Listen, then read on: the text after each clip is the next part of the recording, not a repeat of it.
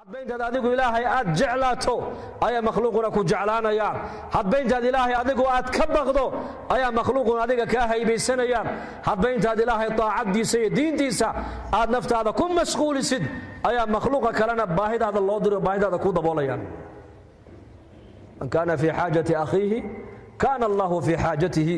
walaalkaaga muslimka markaad u gargaaraysid ee gargaarkiisa aad ku maqan tahayna adigana gargaarkaaga ilaahay baa kugu maqan ogow alfirs walaalkaaga muslimka ee islaamnimadu niga dhaxaysaad u gargaaraysaa oo ilaahay ajar kaga doonaysaa waad u khidmaysay waxbaad u qabatay waad u shafaacad qaaday ergaad u noqotay ergo ya waad la socoto waad raacday meel baad u raacday muraadkiisii saad ula soo qomiso adigana baahidaada ilaahay baa ku daboolaya ogow marka sirta noloshu waxa weeyaan ilaahay azza wa jalla xidhiidh fiican la yeelano qalbigu wuxuu ku raaxaystaa waa ilaahay dhikrigiisa khalqigu waxa ilaahay kugu saqiraya waa ilaahay taacadiisa waxa qalbigaada ku nuuraya waa ilaahay dhikrigiisa waxa arsaaqada lagu waasiyaa waa ilaahay taacadiisa waxa maaragtaanay nolosha caafimaadka aad ku heshaa waa ilaahay taacadiisa cibaada inaku maanta waxa u haysanaa dad badan u haystaan